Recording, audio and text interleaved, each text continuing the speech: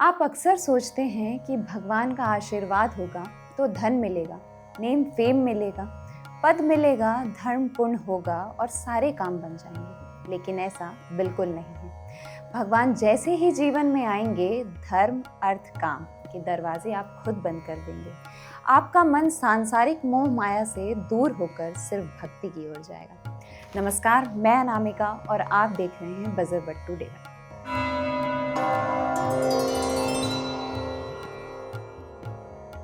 सुख और दुख दोनों ही जीवन का हिस्सा है, लेकिन ऐसे में कई लोग हैं जिनका जीवन निराशा से भर चुका है। ऐसे में लोग ये तक सोच लेते हैं कि भगवान उन्हें भूल गए हैं या उन पर भगवान कृपा नहीं करते हैं। लेकिन मन में आए इस थॉट का भी एक आधार होता है। हमारे धर्म ग्रंथ ऐसे संकेत के बारे में बात करते हैं जिससे ये पता चलता है कि ईश्वर हमारे करीब हैं और वो हमारा साथ नहीं छोड़ते। गीता में श्री कृष्ण ने कहा है, सर्वस्य चाहम हृदय सन्निविष्टो। ये भगवत गीता के अध्याय 15 श्लोक 15 का शुरुआती अंश है, जिसका अर्थ है मैं सभी प्राणियों के हृदय में स्थित हूँ। तो भगवान का हमारे साथ होने का सबसे बड़ा संकेत तो यही है कि वे सबके हृदय में बसते हैं। भगवान का प्रेम दिखाने का अपना तरीका होता है। आपने देखा होगा कि किसी का जीवन दुखों से भरा होता है तो वहीं किसी के जीवन में खुशियां ही खुशियां होती हैं। ऐसे में कुछ संकेत हैं जो बताते हैं कि भगवान हमारे साथ है। ग्रंथों में कहा गया है कि जब ईश्वर की दृष्टि आप पर होगी तब आप जो भी काम करेंगे उसमें आप फेल होंगे। जी हाँ, सुनने में थोड़ी हैरानी होगी कि जब भगवान साथ हैं तो विफलता क्यों, लेकिन ये तब तक होगा जब तक आपकी आंखें नहीं खुल जाती। मतलब जब तक आप अपने जीवन के लक्ष्य को नहीं समझ लेते।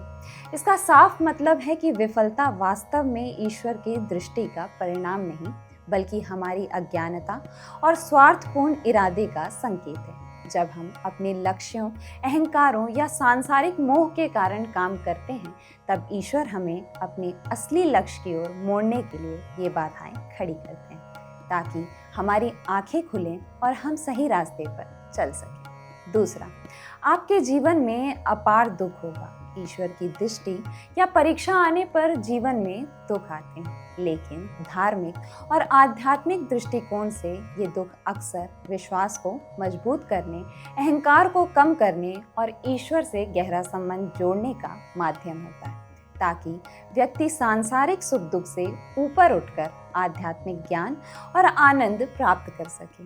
भगवान जीतने से पहले हारना सिखाते हैं, ताकि इसके बाद आपको कोई तोड़ ना सके। जब आपकी सारी उम्मीदें टूट जाएंगी, तब आपके अंदर एक नई खोज शुरू होगी। कठिनाइयों या दुख से टूटना जो जायज़ है, लेकिन यही दुख ईश्वर के प्रति प्रेम और विश्वास पैदा करता है।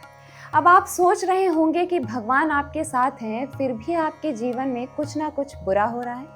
लेकिन ध्यान देने वाली बात यह है कि उस बुरे वक्त में भी आपका समय कट रहा है। पहाड़ पर चल रहे हैं, पतला रास्ता है, कभी भी डगमगा कर गिर सकते हैं, लेकिन गिरते नहीं हैं, बस चलते रहते हैं। तो ये ईश्वर का साथ है, उनका हाथ है जो आपको थामे हुए।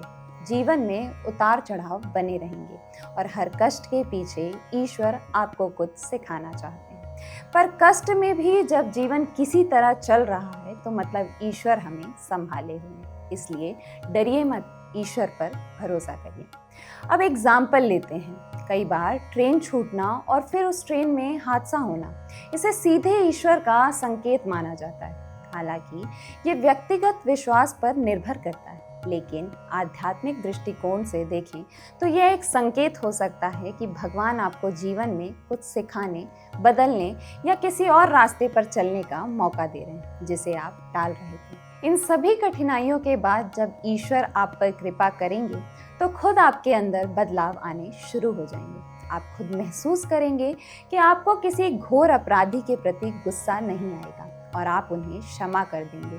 ये श्री हरि की कृपा और उनके साथ होने का लक्षण है। जिस पर भगवान की कृपा होती है, वो व्यक्ति बाहर और अंदर दोनों से पवित्र रहता है। उस व्यक्ति के मन में किसी तरह का छल कपट नहीं होता। इसके साथ ही किसी भी व्यक्ति से संबंध ना रखते हुए भी सबके साथ दया की भावना रखना भी भगवान के साथ होने का शुभ संकेत है।